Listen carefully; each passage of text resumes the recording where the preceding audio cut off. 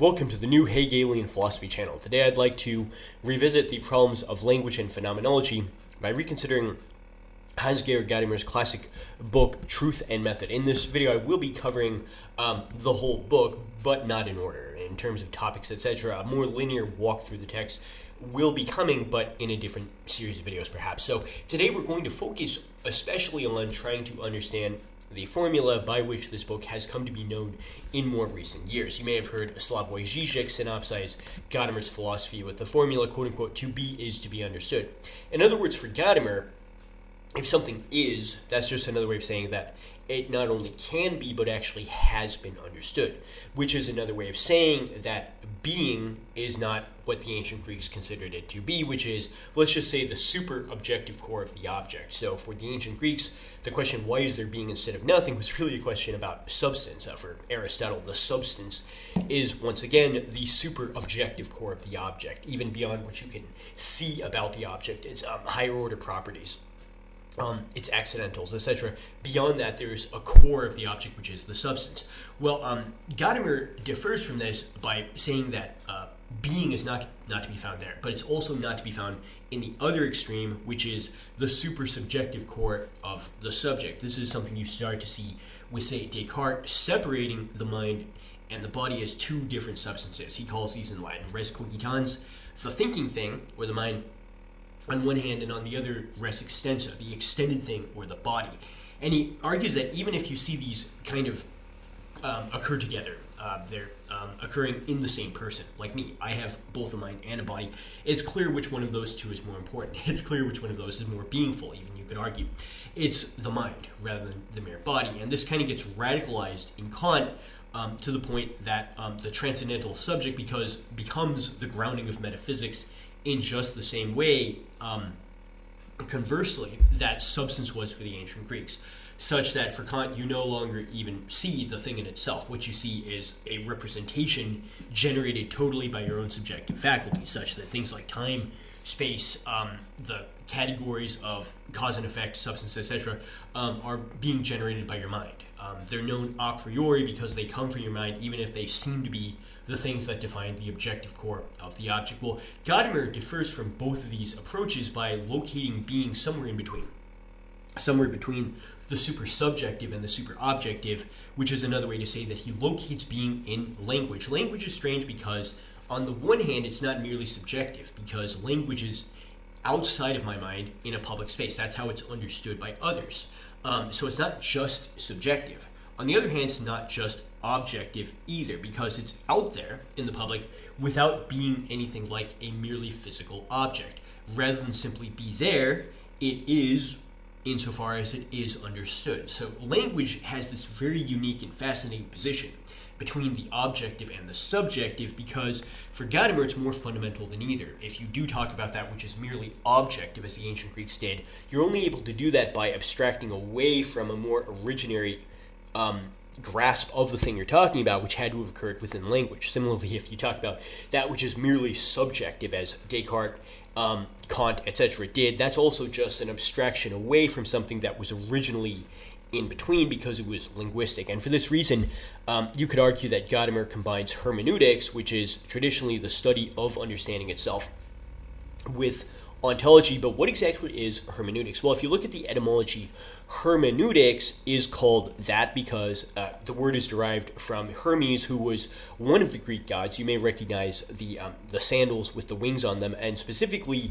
the Greek god who was the messenger. And what you often see within Greek mythology is that he's delivering a message to the mortals from the gods. And because it's coming from the gods, it's inherently difficult to understand. Sometimes the messages from the gods are misunderstood with grave consequences. In Book 2 of the Iliad, for example, Agamemnon misinterprets a dream, predicting he would win the war the next day, makes some bad decisions, only to find that it was a deception.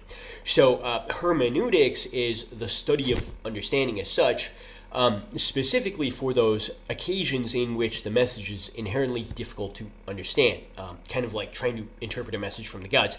And for this reason, hermeneutics was traditionally applied to the interpretation not of all language, but specifically the classics. Now, when I talk about the classics, I have to be very careful to mention that I don't mean by that even something like Shakespeare.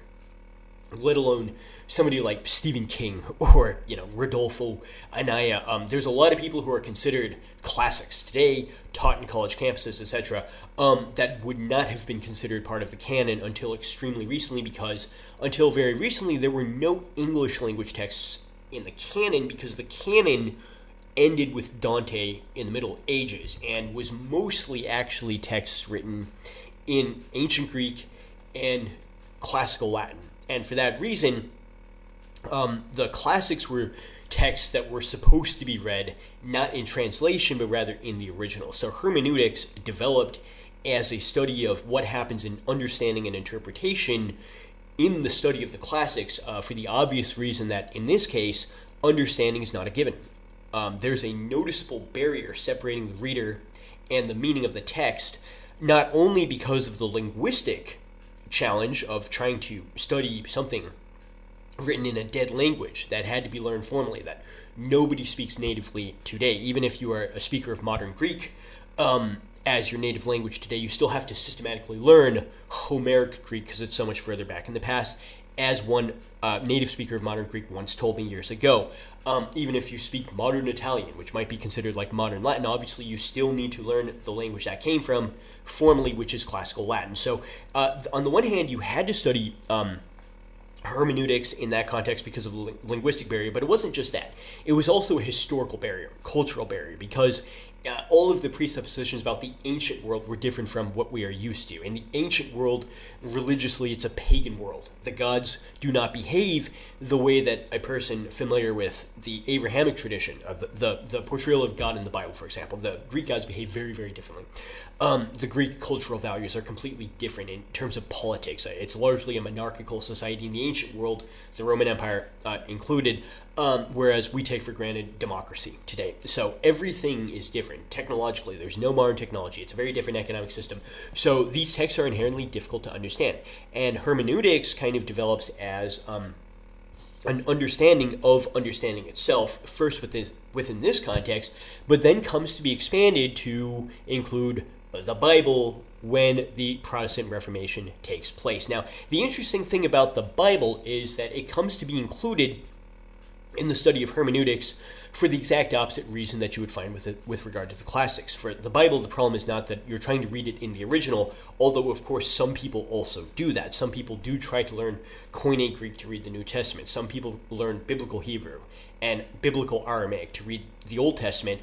But in the Protestant Reformation, that wasn't the issue. Rather, the issue was that this was the first time that everyone was able to read the Bible in their own language, in European history as such, because this was the first time that you had widely available translations like Martin Luther's German translation that anybody could read. And the printing press, of course, made it possible.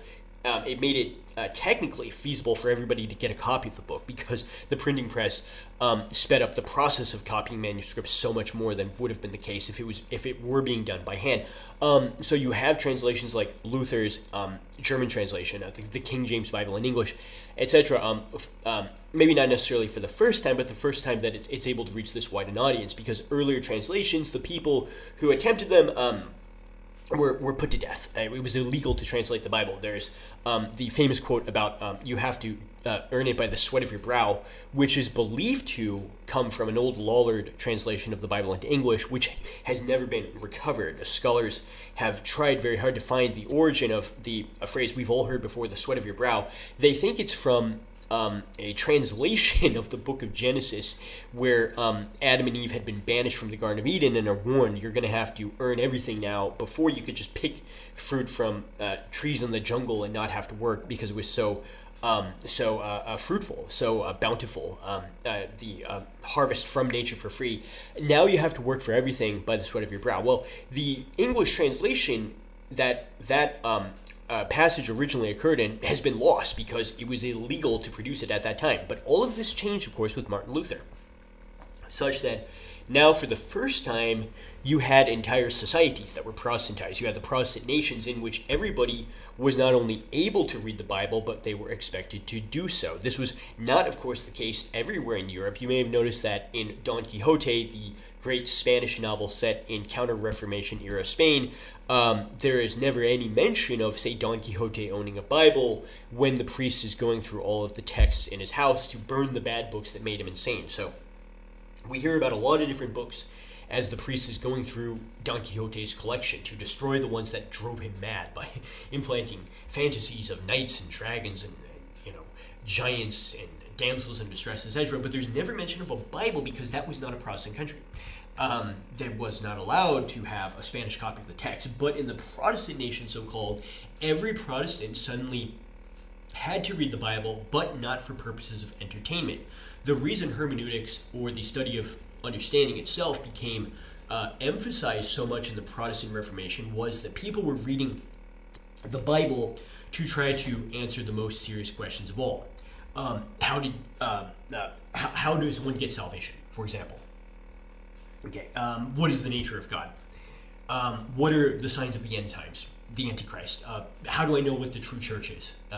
And all of these very serious questions had to be answered by individuals who were largely reading for close. They were practicing close reading to find meanings there that no one else had ever noticed before in accord with their own private conscience, rather than to conform to things that had already been centrally mandated by, say, the Vatican. So it was a very different situation in which, as you can imagine, the result was anything but consensus, rather than have everybody arrive at the same conclusion, which was just obviously objectively there, because people were subjectively close reading, oftentimes kind of on their own, just sitting there privately reading the text at home, as they were expected to do as Protestants. You had a huge number of different rival interpretations and a number of different sects of Protestants split off. The last estimate I heard is about 30,000 different sects of Protestantism worldwide, each of which claimed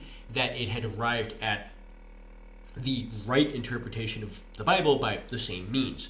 So the understanding of the process of understanding and interpreting text itself became extremely important, because this was the only way to justify why one church was correct and all of the others apparently were wrong. Now, the reason why Luther decided to have the Bible translated, despite this admittedly undesirable outcome of a great amount of dissensus, was that he realized, as somebody who was himself an ordained clergyman within the Roman Catholic Church, that the people who had a monopoly at that time on interpreting the Bible, at a time when the only copies of the Bible in Europe were basically the Latin Vulgate, which had been translated by St. Jerome in the Roman Empire era into Latin, Vulgar Latin, he realized that the only people who were allowed and able to interpret that Latin text within the magisterium of the Vatican, ironically, were not very good at their jobs. Martin Luther noted the irony that the Pope, for example, typically relied on the hermeneutical method called allegory, which is another way of saying that he would randomly take passages from the Bible and say, oh, that's just a symbol of the Pope. Or something from the Old Testament, well, that's just a symbol of something in the New Testament. And Luther realized that although sometimes allegory is perfectly legitimate, there are some texts which are literally allegorical. Like, say, Edmund Spenser's Fairy Queen. It's clear that the dragon is a symbol for something. The knight is a symbol for something, typically religious. Moby Dick, the whale is not literally a whale, it's an allegorical symbol of something like fate, death, etc. that they're trying to overcome. Martin Luther realized that although some texts are allegorical, the Pope was overusing it largely as an excuse to justify his own political power, without really taking the reading of the text, without taking it as seriously as someone like Luther hoped to do. And for this reason, the method of allegorical reading at the end of the day was revealed to be nothing more than an ad hoc association of one random element X with another random element Y, in which case, if that's all you're doing, you could literally argue for anything. You could literally justify anything if all you're doing is creating an ad hoc association between two different symbols. In contrast with this, the hermeneutical method which Martin Luther himself preferred, was the circle, which he himself adopted from the medieval study of rhetoric. In which case, the hermeneutical circle doesn't just associate two different symbols in a random ad hoc relation with one another. Rather, the hermeneutical circle works off the principle that reading is a circular rather than linear process. In other words, we might think in accord with basic common sense that you can only understand the whole of a text after you've gone through each part individually. We have the sense that you get an image of what the whole is supposed to look like, an understanding of it, only after you concatenate each of the smaller parts within the text into a big composite picture. The hermeneutical circle reveals that that's actually wrong. Ironically, you can only even begin to interpret the smallest part of a text, for example, if you already have an image of what the whole is supposed to look like, however vague that might be. This is a circular process because as you gain more information about the parts, your idea of the whole changes as you learn more about what it is supposed to look like. But it's a process that works with a very fine balance, such that if you have too much familiarity or too much unfamiliarity, the process will come to a halt. So on the one hand, if the text is already too familiar, effectively nothing will be happening and the reading process will come to a stop, because the circular back and forth from part to whole won't be able to take place. On the other hand, if what you're reading is too unfamiliar, then the reading process will also come to a halt because it'll be impossible to follow. There are some texts within the avant-garde movement, for example, that are written for the sole purpose of intentionally violating all of the rules of texts. They're avant-garde texts that violate the rules of grammar for its own sake, that violate the rules of storytelling for its own sake, that violate social taboos, etc. for shock value. And although they may be an intellectual curiosity, they can't actually be read, even by people who claim to be interested in them, because they violate the process of moving from part to whole in a circular manner. Martin Luther's idea of the whole, however, would be modified by those who came after him for the following reason. Whereas for Luther, the whole was understood to be the unified message of the Bible as a text authored only by God through divine inspiration, such that no matter which part of the text you're looking at, it's really about Christ, no matter how difficult it might be to see that for some of the passages, say, from the Old Testament, etc.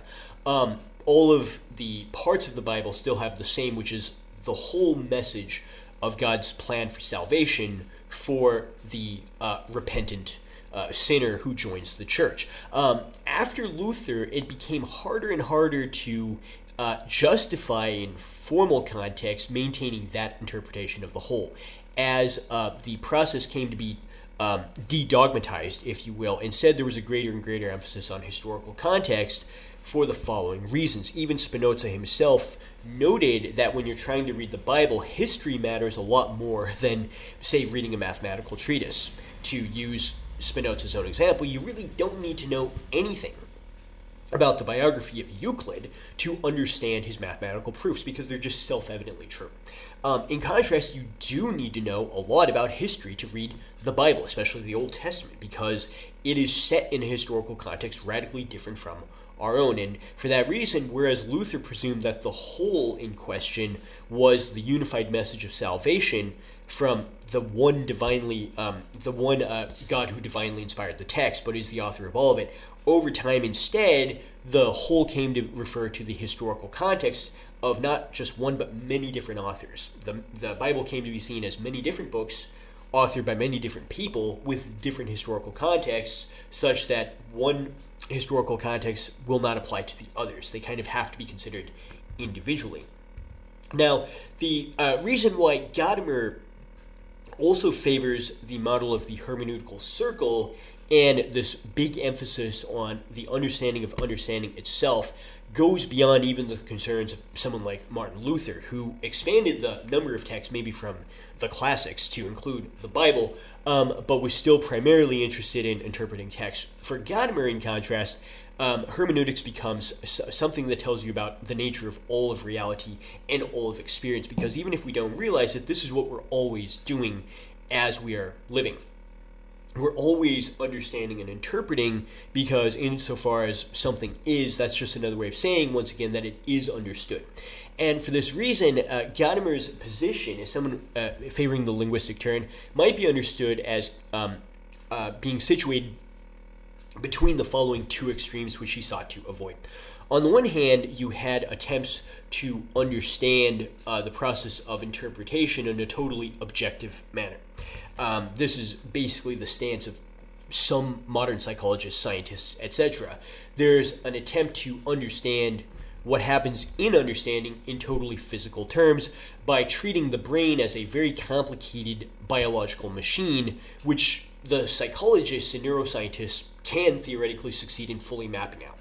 So if you gain an understanding of which parts of the brain are stimulated as you are perceiving sensory stimuli of different kinds. For example, you understand which part of the brain is associated with the sense of sight, which part of the brain is associated with the sense of smell, hearing, touch, taste, etc. Then you can claim to have understood what happens in understanding by observing what happens to the brain as it tries to perceive the stimuli before it. Well, the problem with this understanding of understanding is that it takes for granted that people simply mirror what is before them in a totally objective manner.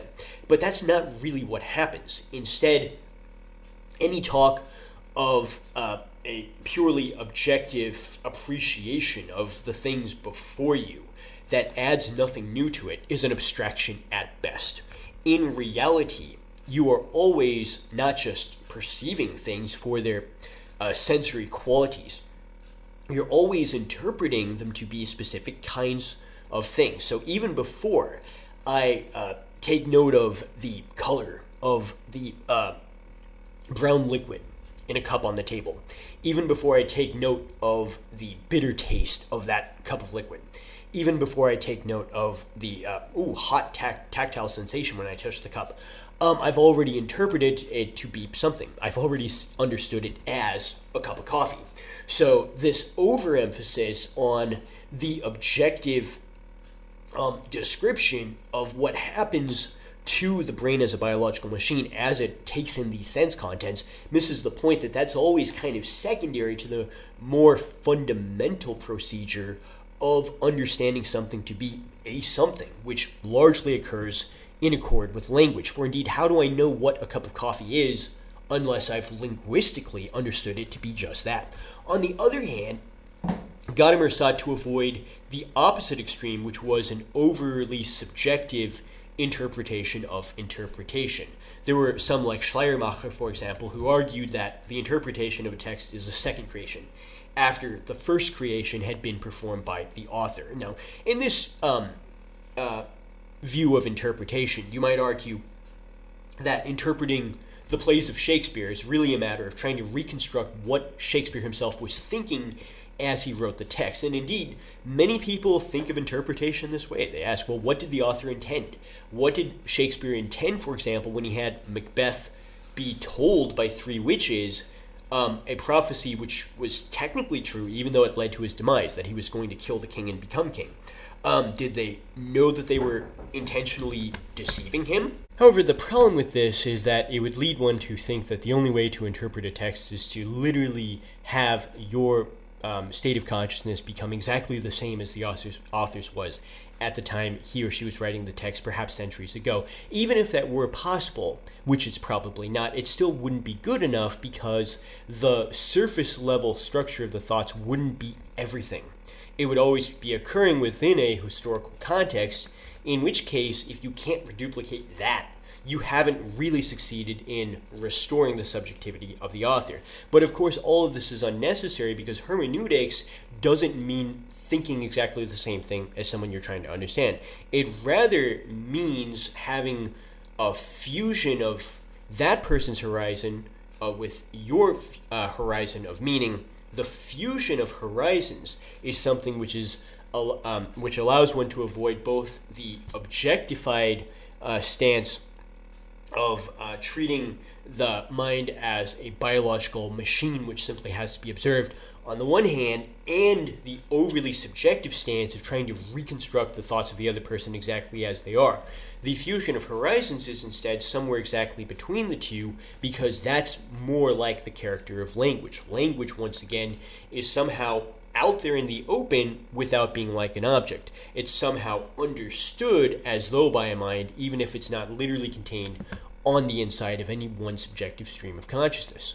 Now, Gadamer's own position can only really be understood as a reaction against the influence of Immanuel Kant, because Immanuel Kant is the one that Gadamer blames in particular for the state that we currently find ourselves in. If you look at the title of the book, Truth and Method, that is meant to be interpreted as an objection against the view in our era that truth is to be defined narrowly only as the kind of truth that you find in, say, natural science. And the only method for getting that truth is the scientific method. This is something which we take for granted, even if we don't realize it when, for example, we say things like, well, the poet never lies. You may have heard this when you were in English literature class back in the day. Well, of course, everybody should close read the text for their own opinion about what it means, because there's no one right answer, because the poet isn't saying something that can be either true or false. There's no actual truth value there because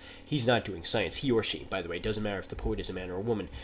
Because they're not doing science, there's no objective criteria to determine whether what they say is true or false, so therefore the text means whatever you want it to mean. As well-intentioned as that might be, it stems from a very troubling judgment about the nature of truth itself, which Gadamer seeks to rebel against, but which he actually blames Kant for originating with his third critique, in which he provided an explanation for why the interpretation of art is different from ordinary experiences. You may remember that in Immanuel Kant's third critique, he argued that the ironic reason why we enjoy viewing art so much more than ordinary objects is precisely that we don't understand them. And what he meant by this is that we do not use determinative judgments when viewing works of art. So a determinative judgment is a judgment in which I understand what something is by subsuming it under the universal concept. So, for example, if I see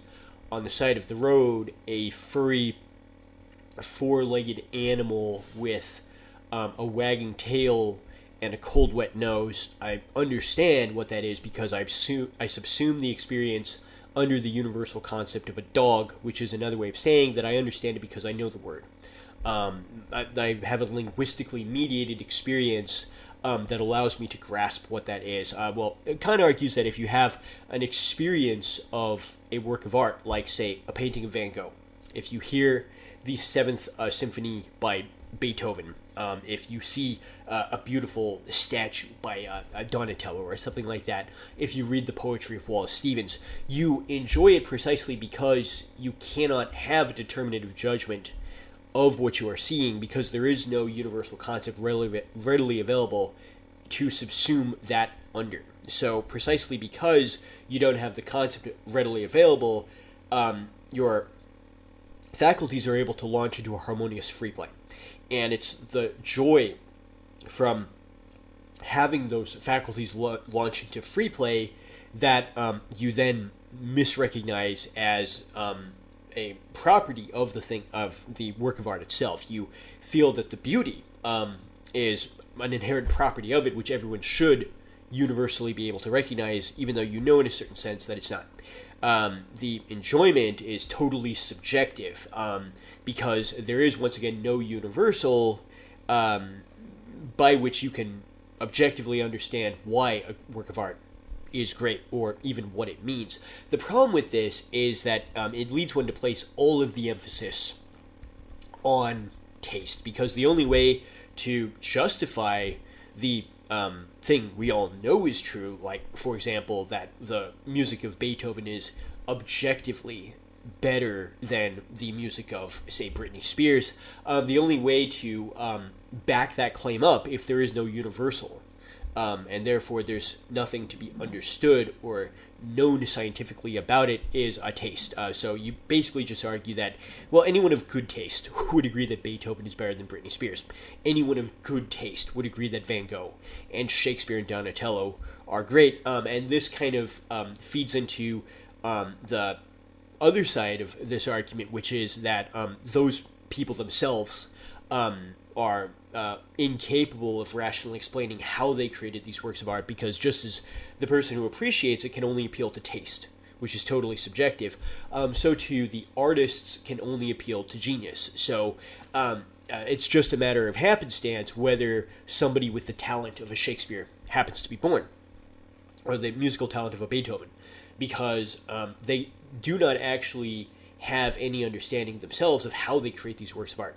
They just have a talent, which they were born with, which makes them geniuses, and they kind of suffer a moment of inspiration to create these without following any rationally understandable rules. And therefore, they can't explain to you how they created these works. Well, all of the emphasis in both of these cases, both for taste and for genius, gets placed fully on the subjective side. And this leads to a perverse tendency to argue in favor of the idea that there is no truth in art, because truth is something that is understood, which is exactly what we are not doing in these cases. In fact, Kant argued that if you do understand what it is that you're seeing that is beautiful, that actually kind of makes it an inferior kind of beauty. So ironically, if I know that what I'm looking at is a beautiful tree that's really existing within nature, I'll enjoy that experience of beauty less than if I see something I know is not a real tree, a painting of a tree, and say a work of art by Van Gogh. I'll actually enjoy that more because that's a free beauty, because it is not limited by a universal concept, whereas the beautiful tree in nature isn't totally free. It's an accessory, a dependent beauty, because it's dependent upon the understood concept of a tree. It's somehow less beautiful precisely because it is understood, because there's an ability for there to be some truth there.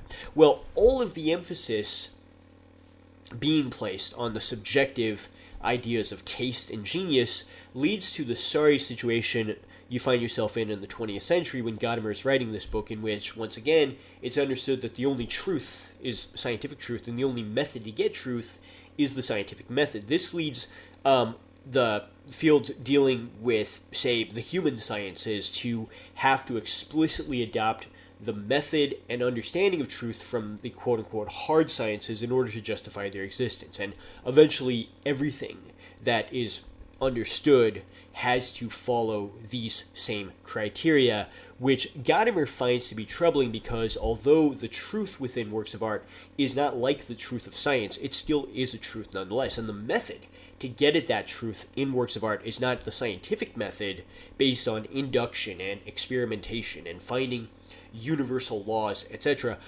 It is not that method, but it is still a genuine method. The method for getting the kind of truth that you find disclosed in art is just the hermeneutical method, the method of the hermeneutical circle, the methods of interpreting, understanding, etc., not only great old texts, but all of experience and all of being. And the way that Gadamer kind of explains this view positively, rather than just negatively dismissing Kant, is to bring up the analogy of play. So if you have a game like, say, a soccer game, a hockey game, a basketball game, you cannot really describe what's going on in the game in play as a subject is executing a task. So rather than place all the emphasis on what the subject is doing or thinking, it's more like, insofar as there is a subject there, it's just the game itself. The only subject you can talk about in a soccer game is the game. And it may be possible for the player afterwards, when being interviewed by the media, to step outside of that mode of play in order to reflect on what he or she did subjectively as a subject, as an agent within the game,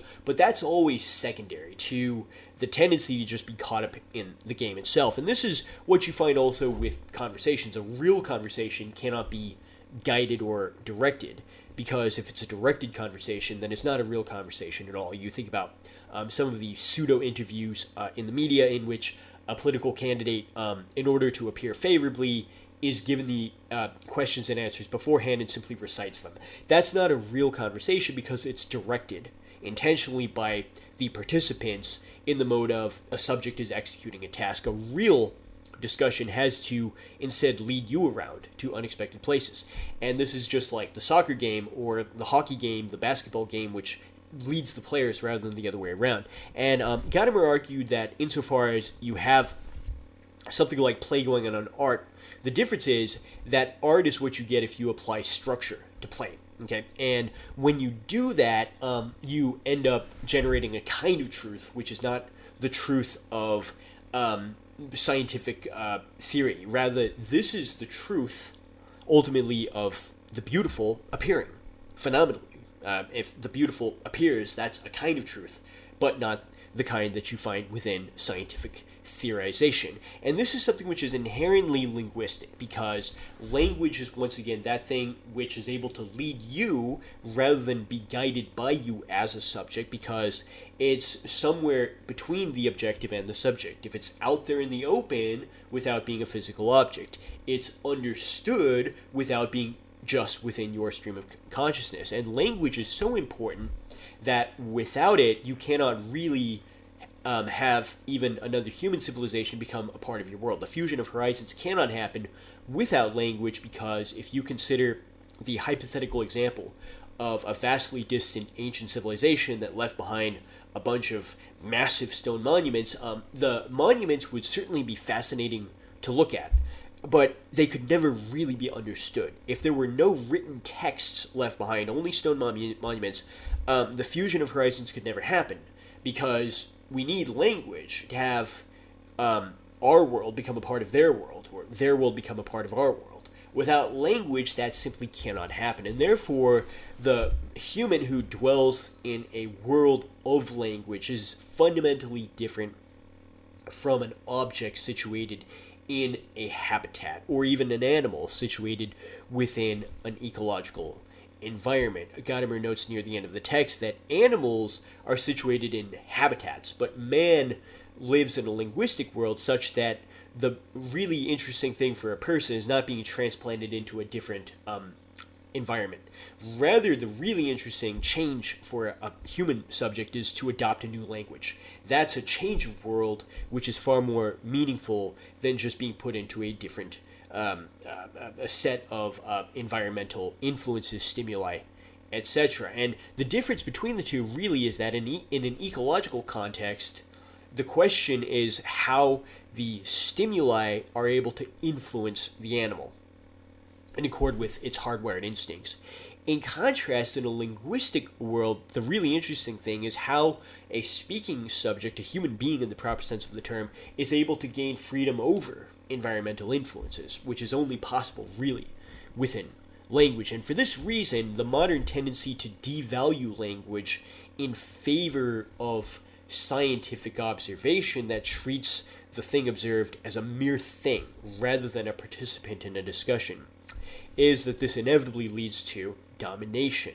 The standpoint that speaks of a delinguistified world in and of itself, by trying to restore the ancient Greek notion of substance as the super-objective core within the object, is not done disinterestedly. It's always done for the sake of dominating something by reducing it to a machine which can be manipulated.